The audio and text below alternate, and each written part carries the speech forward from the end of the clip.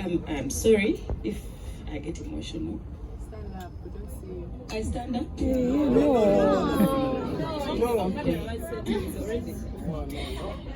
And I'm really not a good talker, as you know. See my pocket.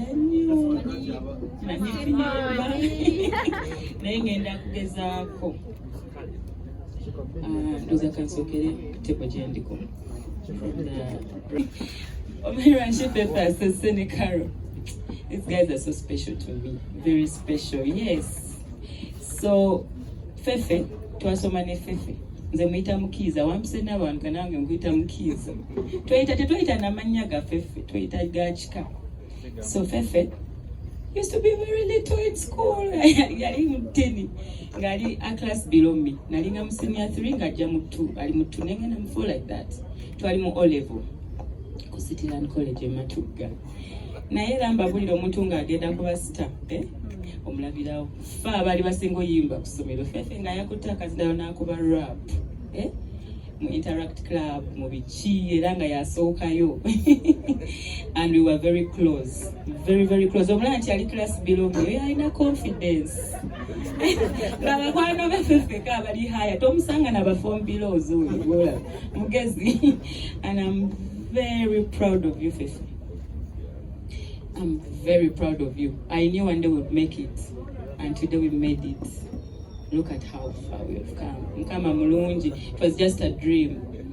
Nze nalinga story jemba nyomizo no yabira bawe mba mulowooza tuba tulimba twalinga group nga ne Twitter 3 blue. Bali bachinjaganyo ba blue 3. Beba inspiring anga mweyo kwegamba mweyo style ebiseera ebyo. We ngamba abantu twali mu senior 2 nga ba star. Tetuli bakulu nnyo naye mulowooza. So we used to sing. I used to be Lilian Babas. Ono amanyi omulala omuwala yali Jackie n'omulala. So bano be baali bajje Nelzamba baani nga wetukola bino nga Fefe yajja n'akola bwati. You know, it's beautiful and we have the pictures. Maybe on my concert they'll share some pictures. It would be beautiful. Mubalamu. And I'm proud of you. It won't take long. Carol, first of all, thank you so much. People don't know. Intino wampa omukisa okubeera godmother wa King. Era oba tulina okumubatiza again nga mukutte nga godmother. And Carol has a very beautiful baby boy. And I'm proud that you took that decision. Si changu. Like Mommy said, look at us. I wish I gave birth like 8 years ago. Ngandinga 23 or 22. Okula n'omwana was beautiful. So and asawa zino obudde okitegeera kati. And you know I love, God knows, mwena mumanya how much I love kids. So I'm nkwegomba Carol, and may God protect your baby boy. And I'm so proud of you. Kulika concert webali kubanga holiday call ya fino jirawo ate nze Carol concert yesaliwo nali Fort Poto bali babukinga dashonga so anagisazamu, but the fact that you came means a lot. But anyway, you never always supported you and loved you, and I'll never stop. The fact that muli bakyala nga muli wano pia, I'm even speechless. Kuba naise bangi, but you guys made it. So now I'm really seeing who my friends are, and I really appreciate you guys so much.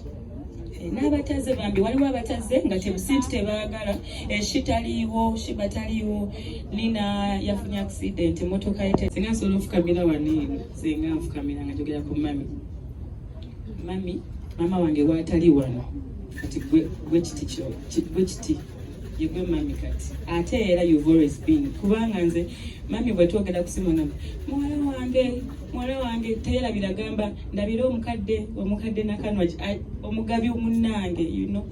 I love that you love my mama. Tata nabana mu meeting bayogera ko ndoza kusimu something, but era plan yange ya 60 wajukira we yaweze myaka nkaaga nali njagala kuleeta kubanga guess what gwe gwasinga okwa era agamba mugabi munange Irene tubeera ku party ya Christmas biki batakuba vayonzi ne vayo mama wange tanyumirwa okitegera ataga amaganda agakuba.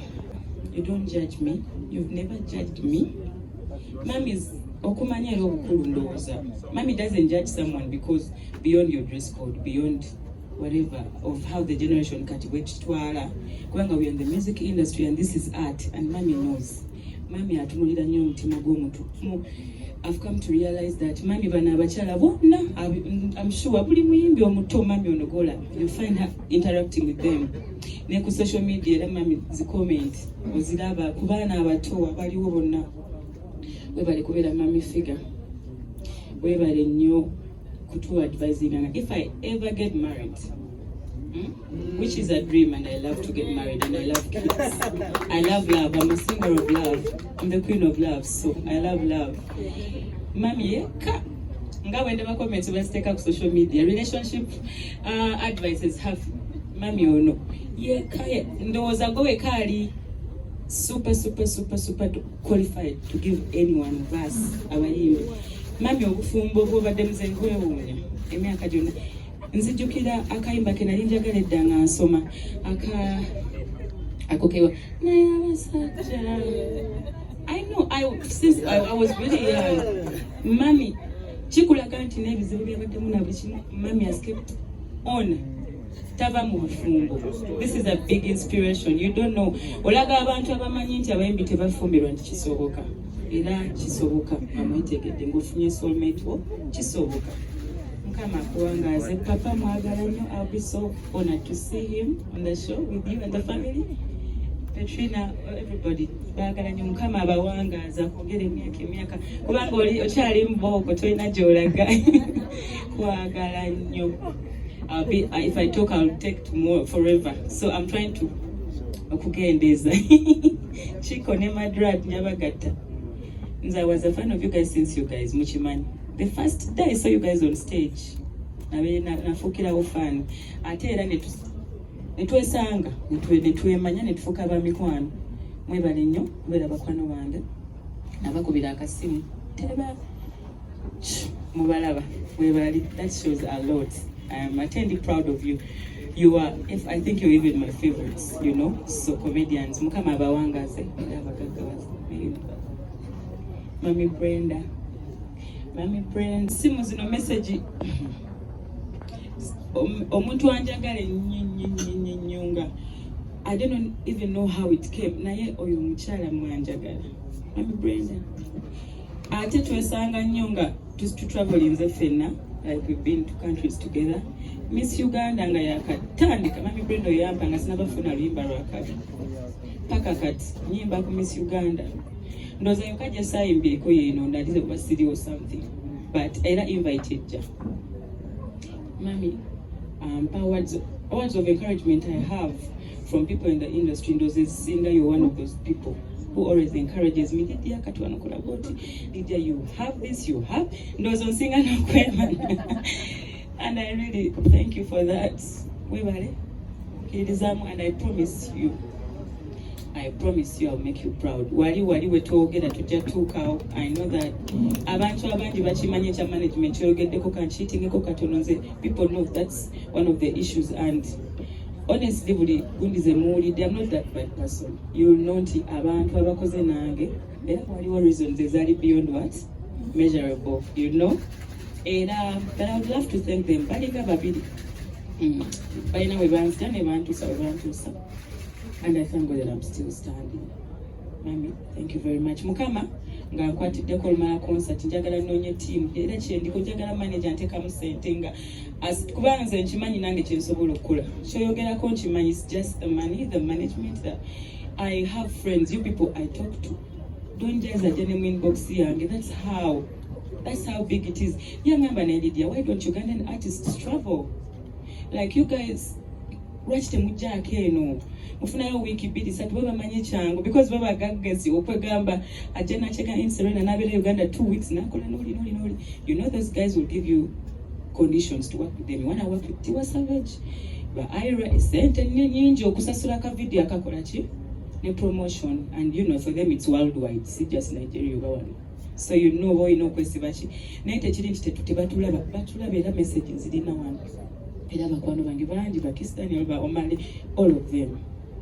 So I'm just waiting for that time. Mukama bwana banpadde ekisa nenfuna omuntu asobola okunkolera ebintu ebyo. I know how far I can do, and very easily, because I have every contact and I have the talent, and I promise you I'll bring the BETs. I will.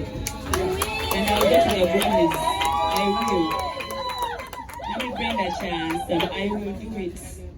Yes. Mami akozota. Banaye mbabwire bamanager abakwata abayimbi bulungi professional basamu ekitiibwa. Mwebale si kyangu naddala ffe abaana abawala bafaanana bwetu si kyangu mami ng'ate musajja mbeebaza era mbateekamu ekitiibwa buli alina promote omusajja ng'ali professional and I mean professional ng'akola emirimu ng'ateekamu mukama alimpayo omu bw'atyo nange lumu. And after the concert nkiriko nnyo because ngenda kuta album bagita the one and only, and it can go, if I listen to it I get chills nange nze kennyini. I start even worrying how I'm going to release it. So I hope one day I can get some.